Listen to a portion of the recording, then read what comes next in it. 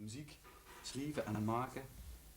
Hoe komt ze er eigenlijk toe om muziek te maken? Ja, dan moet ik toch een beetje terug in de tijd, en dat bedoel ik de 60 jaren. Leon en ik waren toen nog buurjongens, een beetje schuinen, maar in dezelfde straat.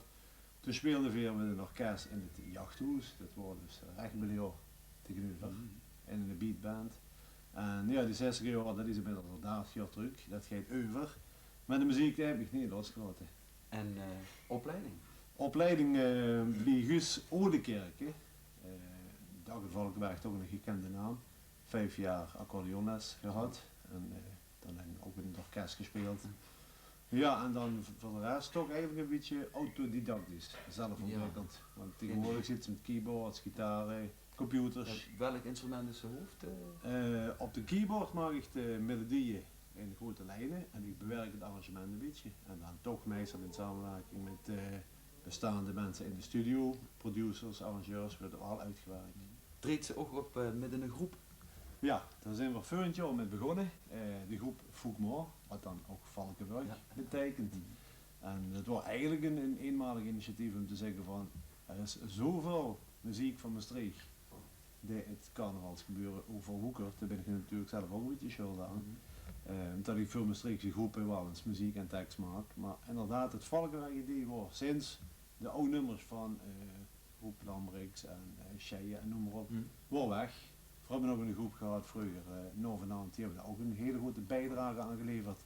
Maar toch een jaar of 6, 7, 8 wordt er niks meer gedaan. Hebben we weer gezegd op een gegeven moment, zal wat proberen en dat is gelukt. Prima. Die ben ik dan, die is in de man, ik ben weer laat, maar daar kan ik niks aan doen. Ik kreeg een rondje van mijn vriend, en toen werd ik flink en zucht, en zo'n pilsje te laten staan. Die ben ik dan, die is in de man, ik ben weer zaad, maar daar kan ik niks aan doen. Ik kreeg een rondje van mijn vriend, en toen werd ik flink en zucht, en zo'n pilsje te laten staan. Halleluja, lang, lang leven de lekker weer. Halleluja, lang, lang leven de weer. Zeg, de inspiratie voor de muziek en de tekst, wie deed die door? Als ik dat wist, koos ik die toen antwoord ook geven. Midden in de nacht? Soms wel, dat moet ik heel eerlijk zeggen. En dan stond ik op, maak ik heel snel een notitie van datgene wat me dan invult en daar dan nog dingen geven. Dat was echt leuk. Ideaal. En de groep was ze met optredens, hebben ze net over gehad, bij geweest? Foukmoor. Wie veel mensen zitten daarin? 5 mensen. Zo. Ik wil zich wel zeggen wie dat is. Ja. Mijn broer, vrouw, in de Valkenbergs, in Nederland zeggen Roy, maar dat is vrouw, Roosmeets. André Koort, Pie Jansen en Jan Linkens. En allang bij elkaar? Nou, eigenlijk zijn we nu het tweede carnavalseizoen bezig en we hebben echt toch wel veel aanvragen gekregen voor optredens. Nou, we hebben de traditie van na de carnaval bekijken voor het zaakje en dan weet we ook wat voor weer gewoon. En welk, of wat voor soort muziek mag er? Ja, wat voor soort muziek. Echt carnavalistisch natuurlijk wel aan de andere kant, maar er zijn ook nummers bij die toch op jaarbasis gedraaid kunnen worden.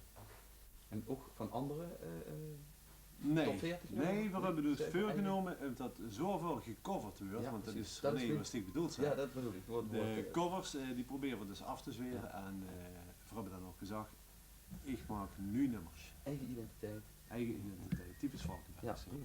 Zeg, maar u schreef wel ook muziek voor andere groepen. Dat is al een heel oud verhaal, en dat is nog van Veur Foukmoor, Frans Teunis van de Nachthoven, die eigenlijk toch samen met Beppie Graf in Limburg de grote animators zijn van de carnavalsmuziek.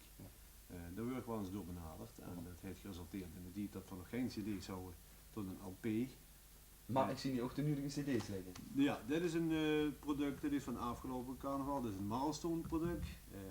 De stal van Beppie Graf en Tony Peters. En Vind, dat is vind ik toch, dat zijn de mensen in Limburg. Dat is geleefd, daar hebben we op bestaande heimatlieder, volkstuurlijke lieder, hebben we daar dialecttekst op gemaakt. En dat is heel erg leuk geworden.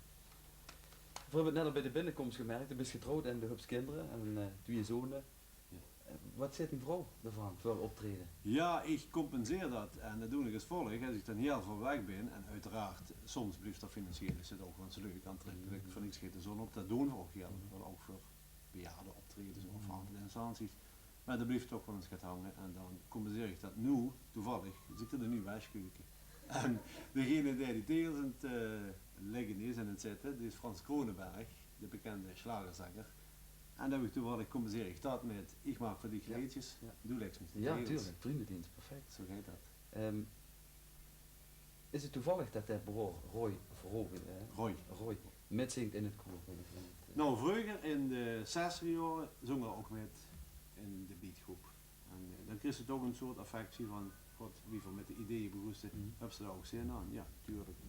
En hij is organisator van het inblozen. Dus het muzikale, dat zit ook een beetje verweven en dat leidt ook hem niet los. Als ik die nu als slotconclusie zou vragen van, nou wat vind je van de huidige muziek in het algemeen? Van, ja, daar hou ik me niet mee bezig. Nou, René, ik vind dat is een goede vraag gesteld. Die kan zich niet distancieren van nu ontwikkelingen. En om nu maar eens te pakken, Tim, de oudste zoon, die is weg van Guns N' Roses. Ja. En als ik dat dan hoor, zeg ik, het zal wel een muntje te groot zijn voor mij, maar hoe vaker het wordt, wie mooier of het wordt, dat is gewoon zo. Maar doe je zo net bijvoorbeeld overschakelen op point en Nee, dat zal ik zeer zeker niet. Iets wat te Ik zeggen. ben wel bezig met Engelstalige producties, waarvan ik ook zelf de tekst en muziek maak. En dat is toch weer iets anders dan typisch. Ja. belangrijk. Het werd erbij, ja? Koffie. En alleen nog zo waar, abrikozen. Klasse. Uiteraard. Dus het is echt, als ik hier bijvoorbeeld dit singeltje zie, dan heb ze het echt over een van de betere singles die ze hebben gemaakt. Dat is een nummer dat heb ik voor Frans Teunis geschreven, van de Nachtgraven, oftewel voor de Nachtgraven. En dat is een nummer 86, 84, weet ik even niet. Dat was zo grandioos aangeslagen dat we op een gegeven moment weer met Hoekmoor voor het tweede jaar gingen opnemen. Heb ik gezegd van jongens, luister, ik bel Frans op, het is wel mijn nummer, maar ik bel Frans op voor de moeite met het, of we dat zelf ook op cassette zitten. En Frans een hele joviale mens, die zit daar, man, nee, laat gewoon. Laat gewoon, dat reden nu. En over het zodoende, En dit ook, Fiesta Tropicana. dat is dat bekende nummer. En in Valkenburg. In Valkenburg hebben we dat dan ook gebracht, ja. Als laatste vraag, het meest indrukwekkende optreden, als het met je. Ja, dan zal ik even naar Leo achter de camera wenden en dat is de dameszitting. Ja. Het wordt elk jaar grandiozer. Ik weet niet hoeveel dames het nu worden. Het wordt uitverkocht. Het eerste jaar wordt er 600, 700 of 800. Dat gaat nu al richting naar de 1000 en meer. Bedoel ik. Het is echt grandioos. Ik denk ook dat de muziek van de groep daartoe heeft bijgedragen. Nou, daar houden we het Dus complimenten mee. ik geef je heel veel succes. Ja. Ik wens je heel veel succes in de toekomst met het schrijven van nummers. En we weten, zien we dich nog eens achter zo'n groepje Pussycat staan. We weten dat. Ja. De wet nooit wie belt. We wensen dich. Waar ik met Frans Kronenberg probeer ik wel inderdaad straks toch een beetje op het Duitsstalige te scoren. Dat hoop ik. Ik wens je veel succes. Bedankt.